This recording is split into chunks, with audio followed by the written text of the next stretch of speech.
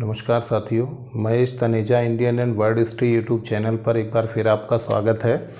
आज हम बात करने वाले हैं मौर्य काल के अंतिम संदर्भ की, और अंतिम संदर्भ में हमें बात करनी है एक दो महत्वपूर्ण विषयों की। एक तो आर्थिक स्थिति, मौर्य साम्राज्य की आर्थिक स्थिति को डिस्कस करना है हमें, और इसके अलावा हमें स्थापत्य के बारे में, साहित्य के बारे में कुछ बातचीत करनी है।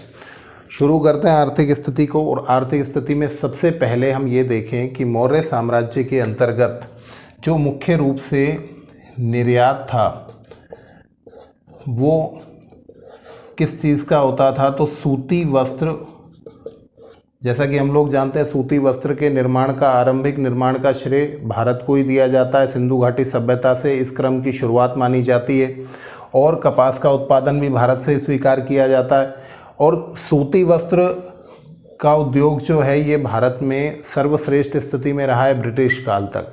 जब भी आपसे ये पूछा जाए कि सबसे महत्वपूर्ण निर्यात की वस्तु कौन सी रही, तो उसका आंसर आपका ब्रिटिश काल तक यही रहने वाला है। सूती वस्त्र का निर्यात सबसे ज़्यादा भारत ने किया है। तो सबसे पहली निर्यात की वस्तु सूती वस्त्र, और दूसरी निर्यात की मुख्य वस्तु है हाथी दांत से बनी हुई कलात्मक वस्तुएं। हाथी दांत से बनी कलात्मक वस्तुएं। तो ये कलात्मक वस्तुएं जो हैं इनका निर्यात किया जाता था, और मौर्य काल जो है ये इसके लिए प्रसिद्ध रहा है। और फिर आपको बता दें, ये डिस्कस पहले भी हो चुका है कि हाथियों के लिए प्रसिद्ध रहा हमारे भारत का पूर्वी क्षेत्र, जहाँ पर हम असम की बात करते हैं, जिसमें हम बात करते हैं पश्चिम बंगाल की, उड़ीसा की। तो इन क्षेत्रों में हाथियों की संख्या बहुत ज़्यादा थी, और युद्ध में जो हाथियों का प्रयोग है वो भी बहुत ज़्यादा हुआ है, और हाथी दांत से बनी कलात्मक वस्तुएं प्रसिद्ध रही हैं। तो निर्यात की ये दो मुख्य वस्तुएं आपको याद रखनी है, ठीक है। निर्यात के जो क्षेत्र हैं, जो मुख्य व्यापारिक मार्ग हैं, उनको एक मैप के माध्यम से हम देखने की कोशिश करते हैं। 4 व्यापारिक मार्गों की बात की जाती है मुख्य रूप से। मौर्य काल में 4 मुख्य व्यापारिक मार्ग हम देख पाते हैं। हालांकि हम जानते हैं कि बहुत बड़ा साम्राज्य लेकर बैठे हैं ये लोग, अफ़गानिस्तान से लेकर और जिसको कहें पश्चिम बंगाल, बांग्लादेश तक के क्षेत्र में हमको इनके प्रमाण प्राप्त हो जाते हैं। दक्षिण में कर्नाटक तक का क्षेत्र इनके पास है, उत्तर में कश्मीर तक का क्षेत्र इनके पास है। तो व्यापारिक मार्ग कौन कौन से रहे 4, उनका यहाँ पर जिक्र कर लें। देखिए, मैप के माध्यम से हम समझने की कोशिश करें। सबसे पहला और सबसे महत्वपूर्ण जो मार्ग है उसे उत्तरापथ कहा गया है। उत्तरापथ। और उत्तरापथ कहाँ से कहाँ तक था, तो एक बार हम इसको डायग्राम से देखने की कोशिश करें। ये था पुरुषपुर पेशावर। पुरुषपुर प्राचीन नाम, वर्तमान में हम कह रहे हैं पेशावर। और ये यहाँ से लेकर और ताम्रलिप्ति तक था। ताम्रलिप्ति एक बंदरगाह था बंगाल के क्षेत्र में, बहुत प्रसिद्ध था, जिसका जिक्र हम इसके बाद करने वाले हैं। तो ये उत्तरापथ मार्ग है। उत्तरापथ व्यापारिक मार्ग कहाँ से कहाँ तक, पुरुषपुर से लेकर ताम्रलिप्ति तक। और ये अगर हम समझ पाएँ तो ये वही सड़क है जिसे शेरशाह सूरी ने पुनः स्थापित किया, या शेरशाह सूरी ने इसको व्यवस्थित कराया, और इसे सड़क-ए आज़म कहा गया। सड़क-ए आज़म कहा गया। और ऑकलैंड जी ने इसे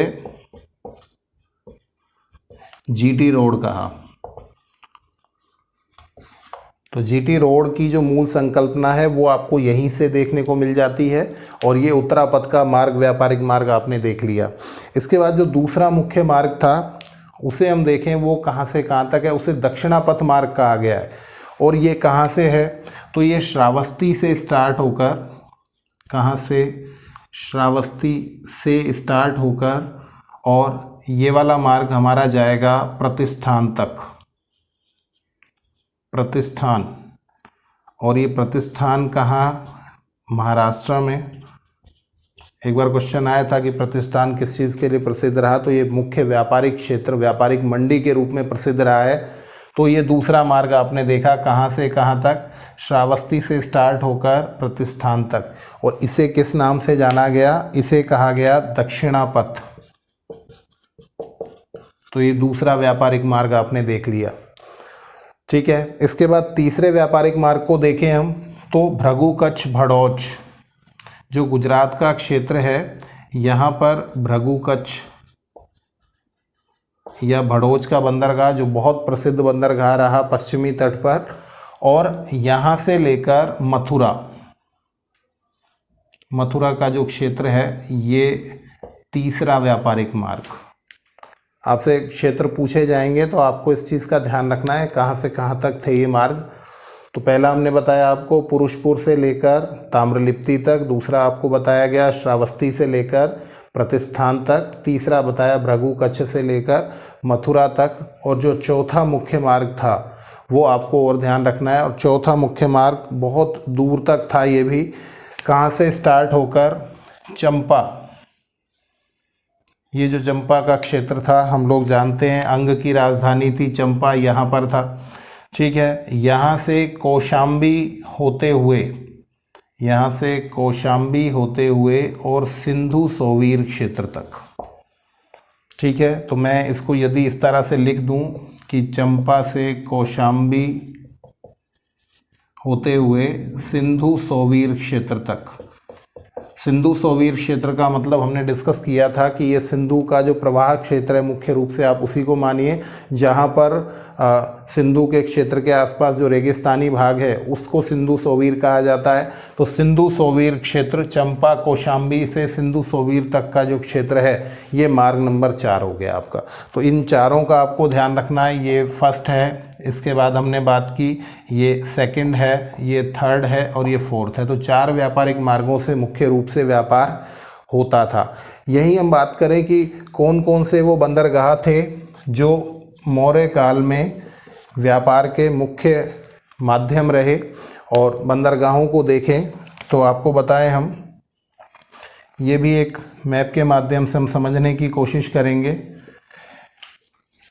4 प्रमुख बंदरगाह हमको यहाँ पर मुख्य रूप से ध्यान रखने हैं। कौन कौन से हैं? तो एक तो ताम्रलिप्ति, ये बहुत ज़्यादा फेमस रहा है। ताम्रलिप्ति कहाँ पर? बंगाल के क्षेत्र में था। और अगर आपसे ये कहा जाए कि भारत के पूर्व में कौन सा बंदरगाह था जिससे मुख्य रूप से व्यापार मौर्य काल में किया गया या गुप्त काल में भी किया गया, गुप्त काल तक भी ये कंटिन्यू करेंगे, तो ताम्रलिप्ति का आपको नाम ध्यान रखना है। इसके अलावा देखिए ये गुजरात के क्षेत्र में भृगु कच्छ जिसे हम भड़ोच भी कह देते हैं, भृगु कच्छ कह देते हैं, भड़ोच कह देते हैं, बेरी गाजा कह देते हैं, और गुजरात इसका मुख्य क्षेत्र। ठीक है, ये तीनों ही नाम किसके हैं? भृगु कच्छ के। अगर आपसे ये कहा जाए कि भारत का पश्चिम का वो बंदरगाह जिससे सबसे ज़्यादा व्यापार किया गया, तो उसका आंसर फिर भृगु कच्छ ही होता है।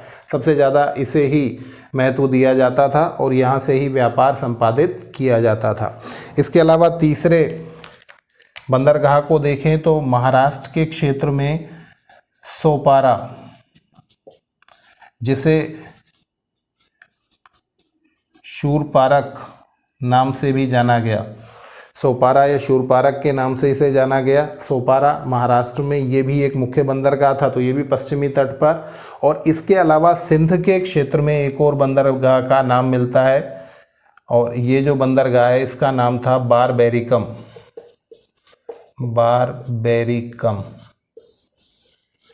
तो ये 4 बंदरगाह आपको मुख्य रूप से ध्यान रखने हैं। कौन कौन से? ताम्रलिप्ति, भृगु कच्छ, उसके अलावा सोपारा और बारबैरिकम। ठीक है, तो ये मुख्य बंदरगाह थे जिसके माध्यम से मौर्य काल में व्यापार का संपादन होता था। चलिए आगे बढ़ते हैं और आपको बताते हैं कि किस तरह की मुद्रा प्रणाली इस समय अस्तित्व में थी। आपको बता दें, मुद्रा प्रणाली का जब भी डिस्कशन हुआ है तो वहाँ पर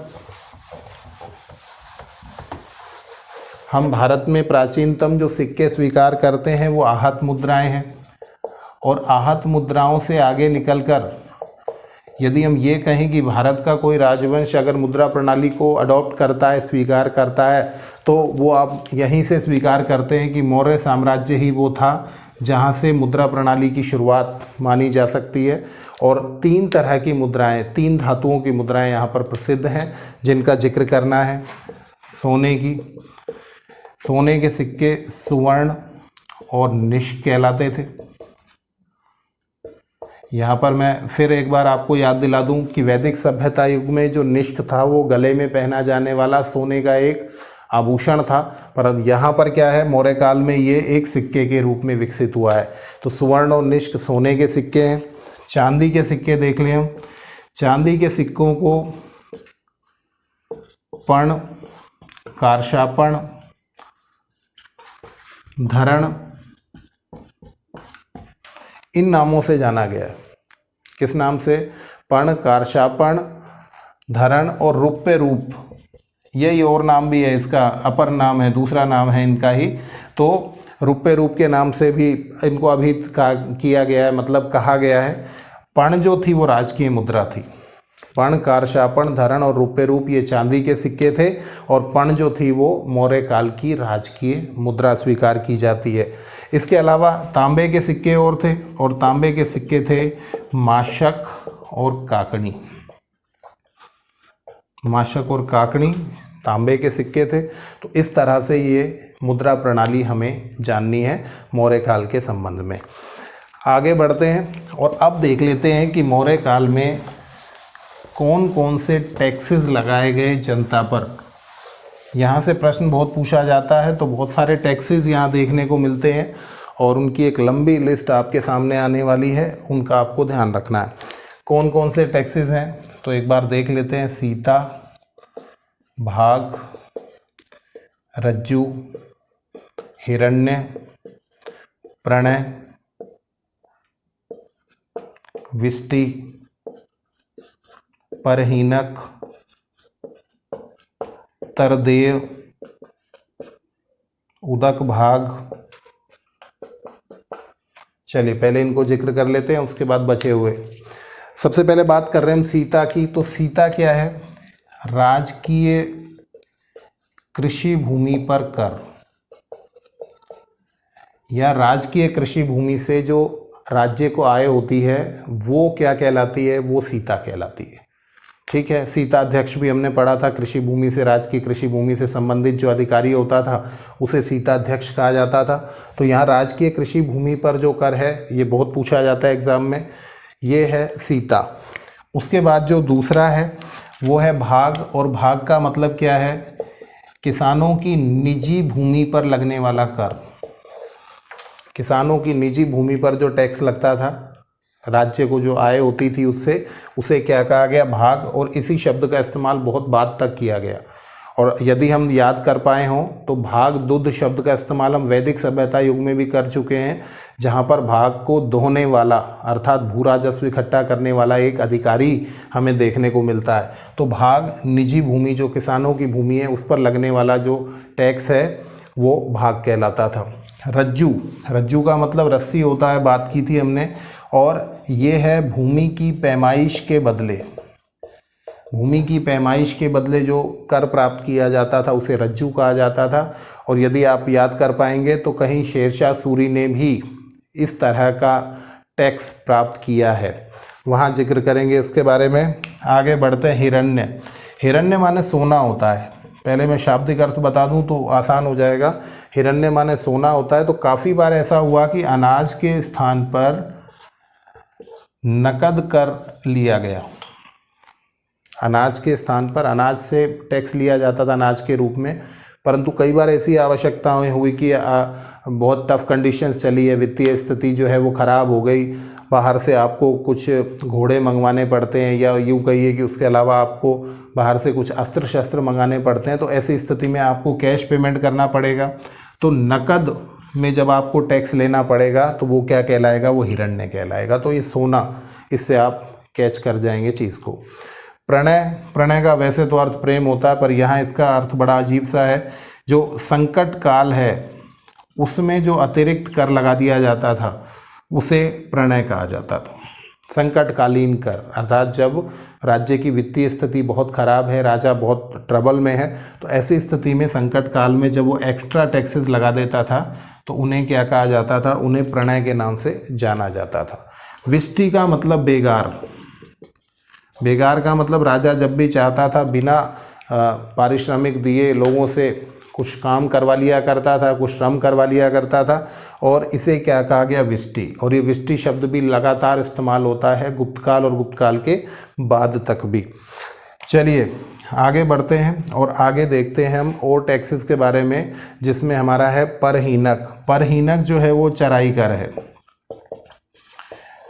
चराई कर का मतलब हमने देखा कि विविताध्यक्ष नाम का एक चारागाहों का प्रमुख हमने यहाँ पर देख लिया था, और वो कंट्रोलिंग करता है सारी चीज़ को, और यहाँ पर जो चराई की सुविधा उपलब्ध कराता है राज्य, उसके बदले में एक टैक्स लेता है जिसे परहीनक के नाम से जाना जाता था।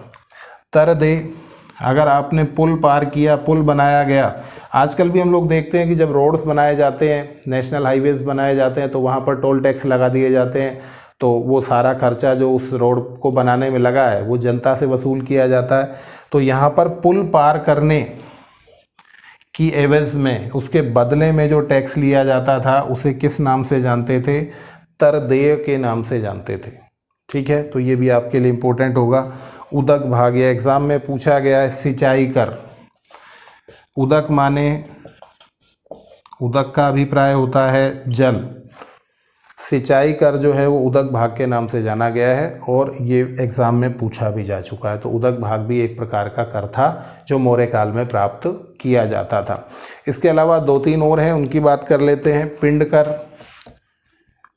पिंड कर क्या है, तो पंजाबी में पिंड का मतलब गांव होता है, और यहाँ पर भी उसका वही मतलब है कि पूरा जो गांव है उससे सामूहिक कर जो लिया जाता है, गांव से जो सामूहिक कर लिया जाता था उसे किस नाम से जानते थे, पिंड कर के नाम से जानते थे। तो बहुत आसान सा है, इसको हम याद कर पाएंगे। सेतु, इसके अलावा हम पढ़ेंगे सेतु के बारे में। सेतु क्या है, फल सब्जियों आदि पर जो टैक्स लगता था उसे सेतु के नाम से जाना जाता था। एक वर्तनी ध्यान रखना है आपको। वर्तनी का मतलब क्या है, जो आप सड़क पर चलते हैं। अब आपसे अभी प्राय ये केवल व्यापारियों पर लगने वाला टैक्स था। व्यापारियों के द्वारा जो सड़क का इस्तेमाल किया जाता था, उनका जो कारवां होता था, हम लोग यहाँ पर एक डिस्कशन और भी कंप्लीट कर लेते हैं। देखिए, मौर्य काल और गुप्त काल में जो व्यापारी होते थे, जब एक स्थान से दूसरे स्थान पर जाते थे तो वो ग्रुप्स बना के जाते थे, और वो जो ग्रुप होता था उसे सार्थ कहा जाता था। मौर्य काल और गुप्त काल में जो व्यापारी एक स्थान से दूसरे स्थान पर व्यापार करने के लिए समूहबद्ध होकर जाते थे, उस समूह को क्या कहते थे, सार्थ। और उनका जो मुखिया होता था उसे कहते थे सार्थवाह। ठीक है, और ये प्रश्न पूछा जाता है आमतौर पर। और इन व्यापारियों के द्वारा रोड का ज़्यादा इस्तेमाल किया जाता था, इस वजह से उन पर जो टैक्स लगता था उसे वर्तनी कहा जाता था। ठीक है, तो अब सार्थवा वर्तनी, इसको आप कनेक्ट कर लेंगे कि व्यापारियों पर सड़क का इस्तेमाल करने की वजह से जो टैक्स लगता था उसे वर्तनी के नाम से जाना जाता था। और इसके अलावा एक और आप देख लें, पंकोदक, ये प्रश्न आया हुआ है, इस वजह से आपको जिक्र कर रहे हैं। पंकोदक सन्निरोध। अब जो संस्कृत के विद्यार्थी हैं या हिंदी के विद्यार्थी हैं उनके लिए तो ये बहुत आसान होता है, और जो संस्कृत हिंदी से कनेक्ट नहीं होता है तो उनके लिए टफ हो जाता है। देखिए, पंख, कीचड़, उदक, जल। सन्निरोध माने रोकना। ये एक तरह का जुर्माना है। यदि आप सड़क पर या बाहर कहीं पर भी गंदगी फैलाते हैं, कीचड़ और पानी फैलाते हैं, तो उसका जो जुर्माना होता था वो पंकोदक सन्निरोध के नाम से जाना जाता था। राजस्थान में आरपीएससी के एग्ज़ाम में ये प्रश्न पूछा जा चुका है। तो कठिन नहीं है, परंतु बात वही है कि जब हमने नहीं पढ़ा होता तो हमारे लिए यही चीज़ बहुत भारी हो जाती है। ठीक है, तो सीता, राज की कृषि भूमि पर कर, निजी भूमि पर कर भाग। रज्जू रस्सी, भूमि की पैमाइश रस्सी से होती थी इसलिए टैक्स। हिरण्य मतलब सोना, अनाज की जगह नकद। प्रणय, संकट काल में एक्स्ट्रा टैक्सेस। विष्टि, बेगार। परहीनक, चराई कर। तरदे, पुल पार करने पर टैक्स। उदक भाग, मैंने बताया जल होता है, सिंचाई। सेतु, फल सब्जियों पर लगने वाला। वर्तनी, व्यापारियों पर सड़क को यूज़ करने की वजह से।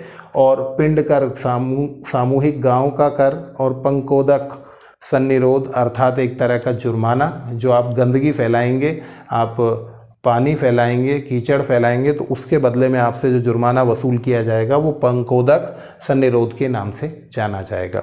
तो ये सारे के सारे टैक्सेस आपको यहाँ पर अच्छे से कंठस्थ कर लेने हैं। ठीक है, ये हमने बात कर ली मौर्य काल की आर्थिक दशाओं की। इन आर्थिक दशाओं के बाद हमें बात करनी है मौर्य काल के एक और महत्वपूर्ण संदर्भ की, और वो है स्थापत्य। मौर्य काल के स्थापत्य के बारे में जब हम बातचीत करेंगे तो कुछ महत्वपूर्ण तथ्यों को यहाँ पर लेकर चलना है और कुछ टॉपिक्स पर बात करनी है। एक तो महल के बारे में बात करनी है, एक हमें शॉर्ट में बात करनी है अभिलेखों के बारे में, स्तूप के बारे में, विहार के बारे में, मूर्तियों के बारे में। हालांकि आप लोगों को यहाँ हम बहुत ज़्यादा डिटेल दे नहीं रहे हैं। हमारी जो वीडियोस स्तूप की हैं वहाँ पर मौर्य काल के संबंधित स्तूपों को पढ़ना है आपको, और जहाँ मूर्ति कला का संदर्भ है तो वो भी आपको वहीं से जानना होगा। यहाँ केवल शॉर्ट में हम बातचीत कंप्लीट करेंगे क्योंकि उसी चीज़ को रिपीट करने से मतलब नहीं है। सबसे पहले बात करते हैं मौर्य काल के महलों की। अगर हम देखें तो चंद्रगुप्त मौर्य के जो महल हैं वो लकड़ी से बना हुआ था या बने हुए थे। लकड़ी के महल भारतीय इतिहास का पहला और ये मानिए लगभग एकमात्र संदर्भ जहां लकड़ी के महल प्रयुक्त हुए। हालांकि जो अशोक के महल हैं वो पत्थर के बने हुए थे, परंतु चंद्रगुप्त मौर्य के महल लकड़ी के थे। और इन महलों के सौंदर्य के बारे में बातचीत करते हैं फाहियान। आपको बता दें फाहियान गुप्त काल में चंद्रगुप्त विक्रमादित्य के शासनकाल में आए चीनी यात्री थे, जिन्होंने फोक वोक की के नाम से एक पुस्तक लिखी, विवरण लिखा, यात्रा विवरण लिखा, और इन्होंने चंद्रगुप्त मौर्य और अशोक के इन महलों के अवशेषों को देखा था। और इन अवशेषों के आधार पर फाहियान ने ये कहा कि ये जो महल हैं ये देवताओं ने अपने हाथों से बनाए हैं। ये इतने सुंदर महल हैं कि देवताओं ने अपने हाथों से बनाए हैं। इस तरह का विवरण चीनी यात्री ने दिया। इसका मतलब इनका स्थापत्य निश्चित रूप से बहुत प्रभावी रहा होगा। इसके अलावा एरियन की बातचीत को भी हम यहाँ पर सुनना चाहेंगे। एरियन ने मेगास्थनीज के इंडिका के आधार पर अपना मत दिया है और उसमें ये कहा है कि मौर्य शासकों के जो महल हैं ये सूसा और एकबतना के महलों से भी सुंदर हैं। सूसा और एकबतना के महल बहुत प्रसिद्ध रहे और उनसे भी सुंदर बताए गए ये महल कौन से? मौर्य शासकों के महल। तो आपको ध्यान रखना है, निश्चित रूप से ये स्थापत्य बहुत प्रभावी रहा है। इसके बाद बात करें अभिलेखों की, तो अभिलेखों के बारे में हमारा सारा डिस्कशन हो चुका है। और एकाश्मक अभिलेख अपने आप में एक बड़ी विशेषता रही है जो ईरानी कला से बिल्कुल डिफरेंट है। ईरानी कला में छोटे छोटे पत्थरों को जोड़कर अभिलेखों स्तंभों की स्थापना की गई। यहाँ पर एक ही पत्थर का प्रयोग किया गया और हमने आपको बताया था कि ये पत्थर आपने कहाँ से प्राप्त किए? तो चुनार क्षेत्र से प्राप्त किए। ये भी एक इम्पोर्टेंट प्रश्न होता है। इसके बाद बात करते हैं स्तूपों के बारे में। डिटेल आपको वहीं से देखनी होगी हमारी पहले वाली वीडियो से, परंतु फिर एक बार हल्का सा डिस्कशन करके निकलते हैं कि बुद्ध की मृत्यु के बाद, निर्वाण के बाद 8 स्तूप बनाए गए। उन स्तूपों में से पिपरावा का जो स्तूप है वो सुरक्षित अवस्था में मिल गया। वो हमारा प्राचीनतम स्तूप है जिसके बारे में हम लोग जानकारी प्राप्त कर पाए। और इन 8 स्तूपों से अवशेष प्राप्त कर कर अशोक ने 84,000 स्तूपों का निर्माण कराया। तो ये 84,000 स्तूप एक बड़ी संख्या लगती है, परंतु इसके प्रमाण मिलते हैं। एक से ज़्यादा ग्रंथों में इसका डिस्कशन मिलता है। तो 84,000 स्तूपों का इन्होंने जो निर्माण कराया वो बौद्ध धर्म के प्रचार प्रसार के लिए बहुत उपयोगी सिद्ध हुआ। जिनमें से धर्मराजी का स्तूप भी कहा जाता है, जिनमें प्राचीनतम अवशेष हमें प्राप्त हुए हैं। तो ये स्तूप भारत के विभिन्न क्षेत्रों में, अमरावती में या भरहूत में, सारनाथ में, सांची में, सब जगह प्राप्त होते हैं। तो इन स्तूपों के निर्माण का श्रेय अशोक को दिया जाता है। तो ये भी मौर्य कला की एक मुख्य विशेषता रही है। इसके अलावा अशोक ने बहुत सारे विहार बनवाए और ये विहार भी अपने आप में मौर्य कला का एक प्रसिद्ध स्वरूप देखने को मिलता है, जहां बौद्ध भिक्षुओं के लिए, आजीविकों के लिए विहारों की स्थापना की गई। मूर्ति कला की बात करें तो मूर्ति कला में हमने आपको डिस्कस करते हुए कहा था कि मौर्य काल की जो मूर्तियां हैं वो मुख्य रूप से यक्ष और यक्षी की प्रतिमाएं मिलती हैं अर्ध देवता के रूप में। और परखम यक्ष की मूर्ति, जिसे मणिभद्र की मूर्ति भी कहा जाता है, वो प्रसिद्ध रही है। बेसनगर की यक्षी की मूर्ति प्रसिद्ध रही है। उसके अलावा चामर धारिणी की मूर्ति की बात की गई थी दीदारगंज पटना के बारे में।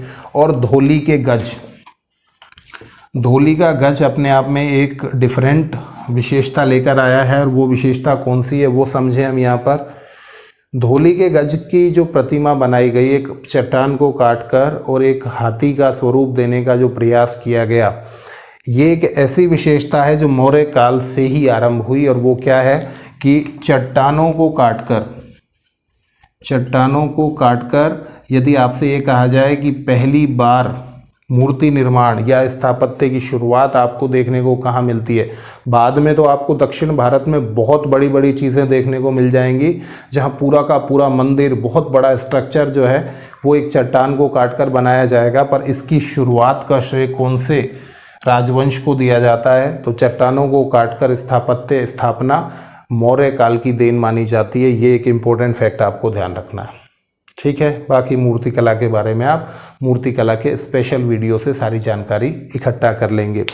तो आपने देखा ये सारा का सारा स्थापत्य, अर्थात मौर्य शासकों ने स्थापत्य में मुख्य रूप से बहुत सारा कंट्रीब्यूशन दिया है, वो आपको यहाँ पर दिखाई देता है। इसके अलावा एक दो चीज़ें और जो मौर्य काल में प्रसिद्ध रही वो भी यहाँ पर जिक्र कर लेना ज़रूरी होगा। एक तो NBPW, प्रश्न पूछा जाएगा आपसे कि मौर्य काल के जो मृदभांड थे वो किस प्रकार के थे। मृदभांड परंपरा में जो हम 4 मृदभांडों को पढ़ते हैं, 4 मृदभांडों की परंपरा को पढ़ते हैं, उसमें अंतिम जो है, जो एक फाइनल स्टेज जहाँ पर कहीं एक उत्तम क्वालिटी के, अच्छी क्वालिटी के मृदभांड, नॉर्दर्न ब्लैक पॉलिश्ड वेयर, उत्तरीय चमकीली पॉलिश वाले जो बर्तन हैं वो आपको मौर्य काल के प्राप्त होते हैं। तो मौर्य काल के बर्तनों के बारे में, मृदभांडों के बारे में पूछेगा तो NBPW मृदभांड हमें यहाँ से प्राप्त हुए हैं। एक और बड़ी विशेषता आजकल एग्ज़ाम में बहुत पूछा जा रहा है, छल्लेदार कुएं, जिन्हें आप रिंग वेल कह सकते हैं या वलित कुएं कह सकते हैं। वलित की जगह मैं कहूँ वलय कूप, इस शब्द का इस्तेमाल कर सकते हैं हम। तो इस तरह के छल्लेदार कुओं की शुरुआत पहली बार मौर्य काल में देखने को मिलती है। तो ये भी हमारा एक इम्पोर्टेंट फैक्ट होता है जो आजकल एग्ज़ाम में हमसे पूछा जा रहा है। तो ये मौर्य काल की स्थापत्य को हमने देखा और मौर्य काल की स्थापत्य की 2-3 नई चीज़ों को यहाँ पर जानने की कोशिश की। अब इसके बाद बात करते हैं अंतिम पायदान में जाते हुए मौर्य काल के बारे में। हम अंतिम बातचीत की तरफ बढ़ रहे हैं और इस अंतिम बातचीत में हमें बात करनी है मौर्य काल के साहित्य के बारे में। साहित्य के बारे में जब हम बात करते हैं तो हमने अर्थशास्त्र के बारे में बात की, और अर्थशास्त्र के बारे में हमने केवल उसके वर्णन की बातचीत की। 15 अधिकरण है, 180 प्रकरण है, ये सब कुछ आपको बताएं। अर्थशास्त्र जो ग्रंथ है या जिसकी पांडुलिपि की बात करें तो ये पांडुलिपि मूल रूप से प्राप्त हुई तंजौर के एक ब्राह्मण को। अर्थशास्त्र के बारे में थोड़ी सी बात कर रहे हैं हम, क्योंकि यहाँ से प्रश्न कुछ ज़्यादा भी पूछ लिए जाते हैं।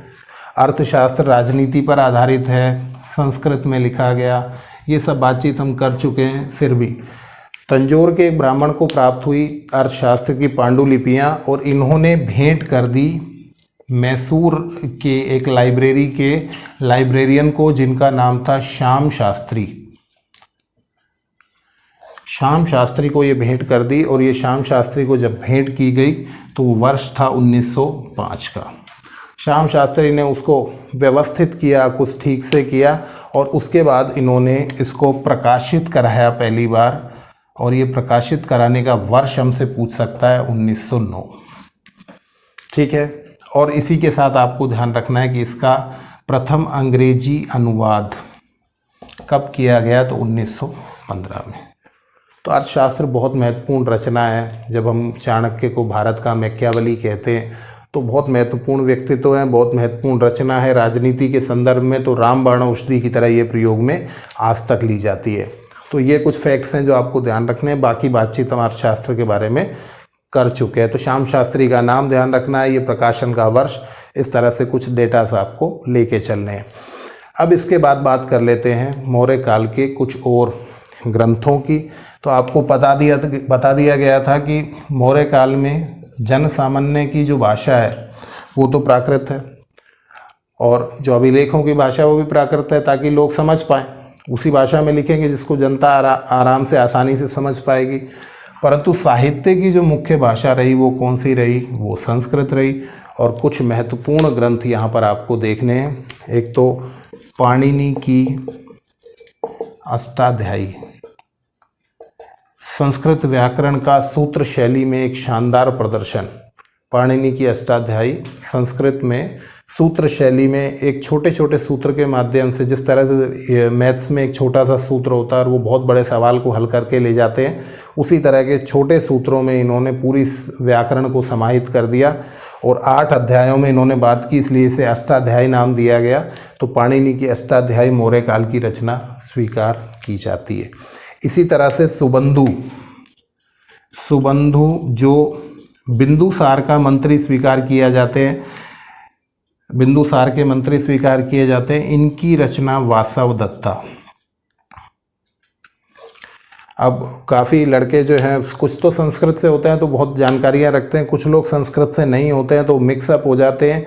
आपको बता दें वासवदत्ता अलग रचना है, और भास की स्वप्न वासवदत्तम ये अलग रचना है। ठीक है, कई बार ऐसा मिक्सअप हो जाता है तो आप ध्यान रखेंगे। सुबंधु की वासवदत्ता ये मौर्य काल की रचना। चलिए इसके बाद बात कर लेते हैं एक दो रचनाओं की और भी। एक भद्रबाहु की कल्पसूत्र, कुछ ज़्यादा बताने की आवश्यकता नहीं है क्योंकि बहुत सारा डिस्कशन हो चुका है। चंद्रगुप्त मौर्य जैन धर्म अपनाया था, किसकी प्रेरणा से? भद्रबाहु की प्रेरणा से। और भद्रबाहु की एक महत्वपूर्ण रचना थी कल्पसूत्र। ये फेमस है, किस काल की है? तो डेफिनेटली मौर्य काल के व्यक्तित्व हैं तो मौर्य काल की ही ये रचना होगी। उसके अलावा जो जैन धर्म के 12 अंगों का संकलन किया गया था, ये भी डिस्कस हुआ था कि जब पहली जैन संगीति हुई थी तो 12 अंगों का संकलन किया गया। तो उन 12 अंगों का भी लेखन कार्य कब हुआ? तो मौर्य काल में हुआ, जिसमें आचारांग सूत्र है, भागवती सूत्र है। इस तरह से हमने पहले जिक्र किया इन सब का। तो 12 अंगों का जो संकलन किया गया वो भी मौर्य काल के साहित्य की ही देन स्वीकार की जाएगी। और उसके अलावा एक इम्पोर्टेंट फैक्ट और भी, हमने मोगली पुत्र तिस्स का नाम सुना, मोगली पुत्र तिस्स, और हमने कहा कि ये इन्होंने अशोक के समय में जो तीसरी बौद्ध संगीति हुई थी उसकी इन्होंने की थी अध्यक्षता। और उस अध्यक्षता में अभिधम्म पिटक का संकलन किया गया था, और इस अभिधम्म पिटक का ही एक भाग कथावत्थु ये जो था, इसके रचयिता मोगलीपुत्र तिस्स को स्वीकार किया जाता है। ये फेमस है, तो आपको केवल इसका जरूर ध्यान रखना है क्योंकि इसका एक डेफिनेट राइटर है अभिधम्म पिटक के ही एक भाग का, कथावत्थु का। और कथावत्थु के राइटर कौन है? तो मोगलीपुत्र तिस्स हैं। ये भी हमारे लिए एक महत्वपूर्ण तथ्य हो जाएगा। तो ये हो जाएगा साहित्य, और साहित्य में हम मुख्य रूप से संस्कृत भाषा के योगदान को स्वीकार कर सकते हैं। ठीक है, तो ये हुआ मौर्य काल का एक सुहाना सफ़र समाप्त। बहुत लंबा सफ़र रहा, परंतु आपको बता दें भारत के किसी भी एग्ज़ाम में मौर्य काल के प्रश्न सबसे ज़्यादा पूछे जाते हैं, या तो स्वतंत्रता संग्राम से या मौर्य काल के प्रश्न सबसे ज़्यादा पूछे जाते हैं। और हमने कोशिश की है लगभग सब चीज़ों को समाहित करें, सब चीज़ों पर डिस्कस करें। और अगर आप वीडियोज़ को प्रॉपरली देख रहे होंगे तो निश्चित रूप से आपको इसका लाभ मिल जाएगा। चलिए नेक्स्ट क्लास से कोशिश करेंगे साउथ इंडिया कवर करेंगे, क्योंकि एग्ज़ाम आपका क्लोज़र है, बहुत नज़दीक है। जुड़े रहिए Mahesh Taneja Indian and world history YouTube channel से। बहुत सारा धन्यवाद।